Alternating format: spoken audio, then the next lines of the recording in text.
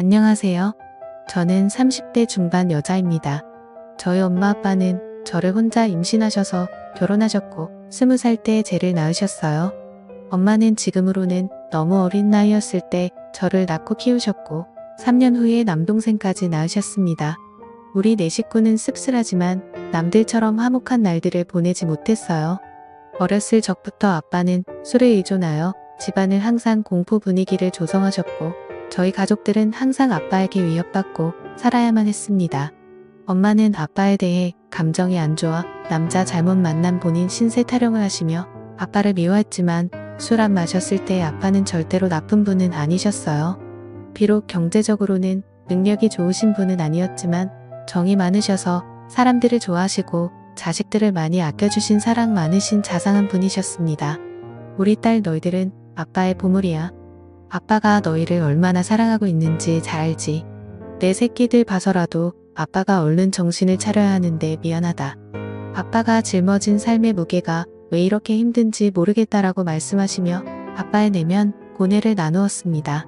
뭐가 그렇게 괴로우신지 어릴 적 제가 본 아빠의 모습은 많은 날들이 술에 젖어 있었고 저의 남매는 원래 아빠 모습을 잘 알았던지라 그런 아빠의 모습이 참 마음 아팠습니다. 그리고 어느 날 충격적인 광경을 목격하고서야 왜 아빠가 그리도 괴로워했는지 알 것 같았습니다. 바로 엄마와 삼촌의 충격적인 관계 때문이었어요. 아빠는 형제가 많으셨습니다. 아빠는 5남매 중 장남이 있었고 비록 큰 고모 한 분 계셨고 아빠들 밑으로 삼촌들과 고모들이 계셨습니다. 비록 가정에서는 화목하지 못할 지언정 저는 양가 부모님들에게는 기대하고 고대했던 첫 손주로서 부모님들과 친척들에게 사랑을 듬뿍 받고 자랐습니다. 후에 태어난 제 동생도 장손으로서 큰 사랑받고 자랐고요. 하지만 그런 저희들을 예뻐하면서도 유독 거리를 두시는 분도 계시더군요. 바로 아버지의 동생인 둘째 삼촌이라고 부르기 싫은 둘째 삼촌 그 짐승만도 못한 사람이었습니다. 엄마는 삼촌이 왔다면 얼굴에 유독 화색이 돌았습니다. 얘들아 삼촌 왔다. 오늘 우리 집에서 편히 쉬시고 가라니까 너희는 오늘 거실에서 자고 삼촌은 방에서 주무시게 알겠지라며 엄마는 저희에게 일러두었습니다. 둘째 삼촌은 문수업을 했던 터라 가끔 저희 집에 들러서 하룻밤을 자고 가는 일들이 좀 있었는데 원래 저희는 단칸방에서 살다가 제가 첫 전학교 1학년 됐을 때 방 2칸짜리 빌라로 이사 갔거든요. 둘째 삼촌이 저희 집에 들을 때마다 그중 제 방을 삼촌에게 내어드리고 남동생과 거실에서 잤습니다. 저는 삼촌이 저희 집에 올 때마다 맛있는 간식을 사가지고 와서 어색한 가운데에서도 저희랑 놀아주는 게 좋았고 그걸로 인해 멀기만 느껴졌던 둘째 삼촌에게 조금씩 정이 쌓여갔네요. 둘째 삼촌이 올 때마다 아빠도 술을 안 마시고 부모님들도 간만에 분위기가 하기에 좋아져서 한때 저희는 둘째 삼촌이 오기만을 기다리기도 했습니다. 그런데 어느 날 새벽이었어요. 제가 힘든 가정에서 살다 보니 어렸을 때부터 눈치가 빨랐고 명확하다고 해야 하나 나이에 비해 철이 조금 빨리 든 케이스였어요. 당시 동생은 자고 있었고 그날따라 이상한 느낌을 본능적으로 느꼈는지 새벽에 눈이 번쩍 뜨이더라고요. 그런데 마침 엄마가 화장실에서 물 내리는 소리와 동시에 나오는 것이었습니다. 아직도 안 잔다고 뭐라고 잔소리할까봐 저는 얼른 눈을 감아 잠든 척을 했는데 이상한 일이 일어났습니다. 엄마는 저를 가만히 보시다가 조심스럽게 몸을 움직이며 안방이 아닌 바로 삼촌이 자고 있는 제 방으로 들어가는 것이 아니겠어요. 어린 나이임에도 불구하고 저는 그게 심상치 않은 일임을 본능적으로 알았습니다. 저는 순간 등이 쓰해지며 무슨 촉이었는지 조심스럽게 몸을 일으켜 숨죽여 제가 앞으로 다가갔습니다. 저희 집 방문 이어술에서 잘 닫히지 않았는데 그 탓에 열려있는 작은 틈으로 전 훔쳐보게 되었습니다. 그리고 여태까지도 평생을 트라우마로 남은 잊지 못해 그 장면을 목격하게 되었습니다.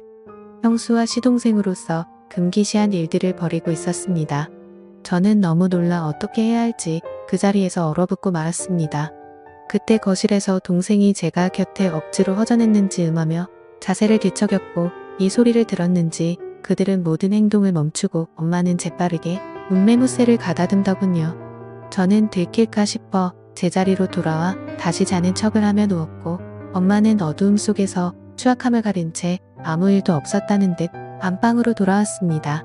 저는 그때부터 아무에게도 말 안 하고 혼자 생각이라는 것을 했는데 오래 고민 끝에 나온 결론은 단순하게 모든 진실을 밝히자라는 것이었습니다. 그렇게 해버리면 어린 마음의 모든 게 다 제자리를 찾고 정상으로 돌아올 것 같았거든요. 뒤틀린 이 이상한 현실에 하루도 머물고 싶지 않았던 저는 기회를 엿보다가 마침 아빠와 둘째 삼촌만 빼고 친가들이 모여 가족 식사를 하는 자리에서 제가 본 그날의 진실을 폭로하였습니다. 일목요연하고 또박또박 엄마랑 둘째 삼촌의 새벽에 제가 본 것들을 가감없이 얘기하자 엄마의 표정이 새하얗게 지으며 급한 대로 제 입을 막으려 했네요. 허나 이미 수상하니 느낀 큰 고모는 엄마를 젖혀두고 저를 방으로 내려와 차근차근 무슨 이야기인지 얘기해보라며 말씀하시는데 저는 말하다 말고 목이 메어와 울음을 크게 터뜨리며 말을 이어갔네요. 덕택이 집안은 발칵 뒤집혔고 둘째 삼촌은 소환돼서 친척들에게 어쩜 그런 짓을 벌일 수 있냐는 비난의 의사를 맞았습니다. 이 소식을 뒤늦게 들은 아빠는 충격을 금치 못하고 둘째 삼촌과 주먹이 욱하며 한바탕 난리를 벌였고 저의 가정은 얄궂게도 제 소망과는 다르게 파탄을 맞고 말았네요. 바로 엄마가 그 일을 계기로 제 유치원생 남동생을 데리고 둘째 삼촌과 행방을 감췄던 겁니다. 훗날 드라마나 영화에서 보는 남녀의 야반도주를 보며 우리 엄마도 동생 데리고 둘째 삼촌과 저런 도피를 했을까 생각했네요. 가뜩이나 술을 필요로 했던 아빠는 아이 술독에 파묻혀 살게 되었고 엄마와 삼촌을 반드시 찾아내어 복수하겠다며 증오심을 닦고 다녔습니다.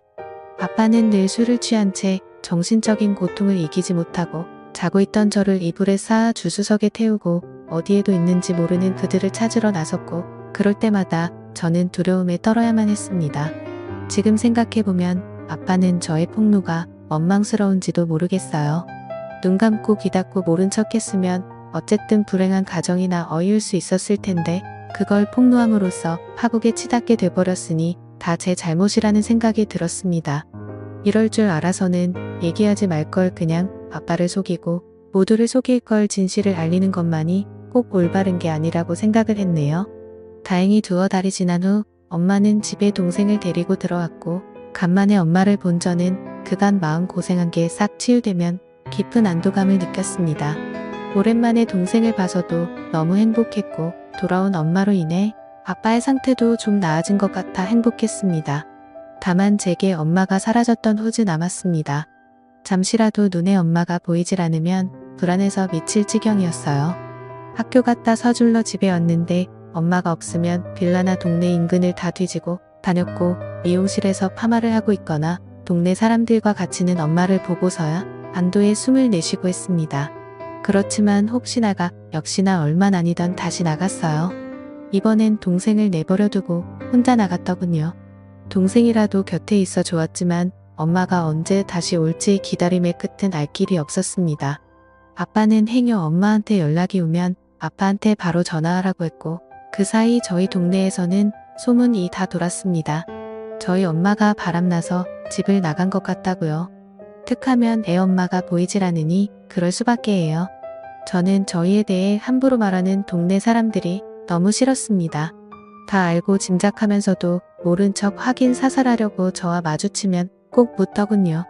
너희 엄마 이번에 너희 두고 또 낳은 거 맞지 않니? 세상에 어떻게 자식들 두고 모질게 나갈 수가 있어?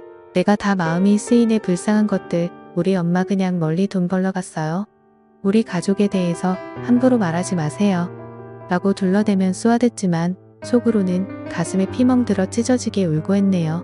아빠는 결국 가출한 엄마를 포기하고 저희를 위해 시골로 이사를 했습니다.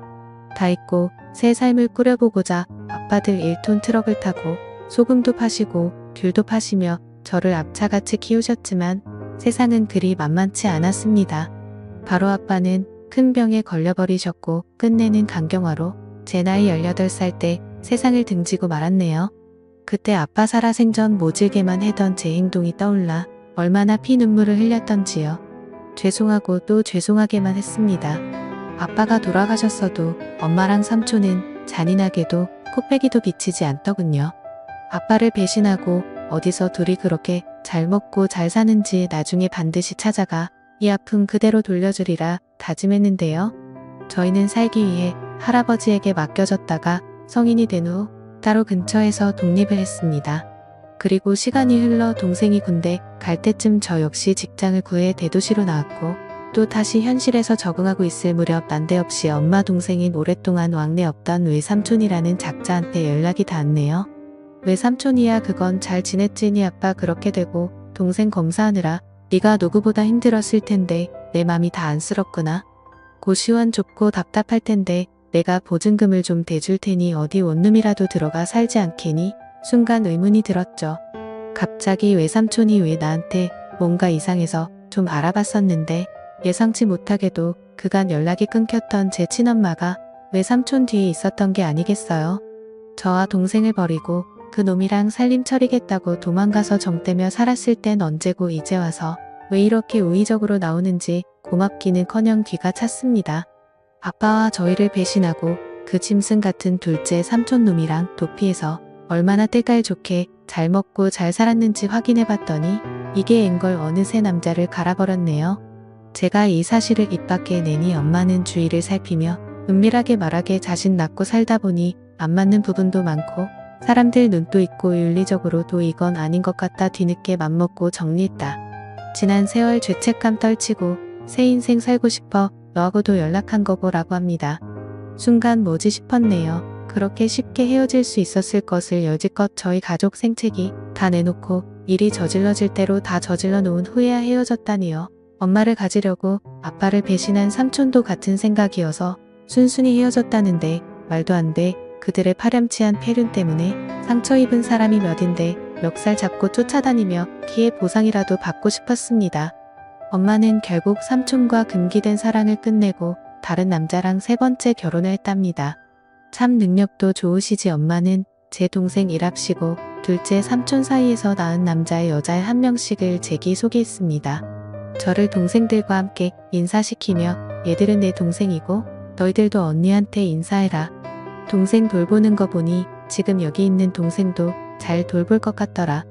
단이 핏줄들이니 아지로서 잘 챙겨라. 뭐니뭐니 해도 남보다는 형제가 최고야. 남보다도 못한 형제들도 많죠. 저나 이 애들이나 다 배신이 피가 흐르는 엄마 자식들인데 나중에 서로 뜯어먹겠다고 뒤통수 치고 그러면 어쩌죠? 라고 대꾸하자 엄마의 표정이 점차 살벌해지기 시작했네요. 전혀 패인 상황에 내막을 모르는 새아빠는 분위기를 환기시키고자 그저 허하시더라고요. 새아빠는 평범하고 사람 좋으신 분이셨습니다. 엄마는 정말 미웠지만 가족들이 그리웠던 저는 엄마를 용서하고 잘 지내보려고 노력했습니다. 허나 엄마와 삼촌의 트라우마는 쉽게 잊혀지지 않더라고요. 엄마 역시 지난 세월을 후회하며 저와 함께 잘 살려야 하는 것 같았지만 제가 본인의 치명적인 비밀을 알고 있으니 저를 편히 대하지 못했습니다. 심지어는 저더러 미용실에서 엄마라고 하지도 말라고 하고 주변인들에게는 저와의 관계를 숨기려 하더군요. 새아버지가 절 자식으로 인정한다며 친척들에게 소개하려 할 때도 엄마는 필사적으로 행여 책 잡힐까 싶어 말렸습니다. 엄마의 숨겨진 자식으로 살아야 하는 기분도 참 더럽더이다. 더러운 놈의 둘째 삼촌 자식들은 엄마 거리며 당당하게 살고 있는데 우리 아빠 자식이었던 전 왜 숨겨져야 하는지 감정이 분노가 스멀스멀 살아났습니다. 더욱이 참을 수 없었던 건 엄마는 수련전만 하면 꼭 아빠 욕했는데 난이 아빠가 아직도 지긋지긋해. 나 O형인데 왜 니들 아빠처럼 A형이냐고. 너나 네 동생이나 아빠 너무 쏙 빼닮아서 싫어. 처음부터 내 손으로 쭉 키우니 새 동생들한테 정이 더 가더라고. 왜 같은 손가락이라도 더 아프고 덜 아프고 하잖아. 네가 차별받는 것도 다 네 아빠 탓이고 내가 삼촌과 불륜 저지른 것도 네 아빠 책임이야.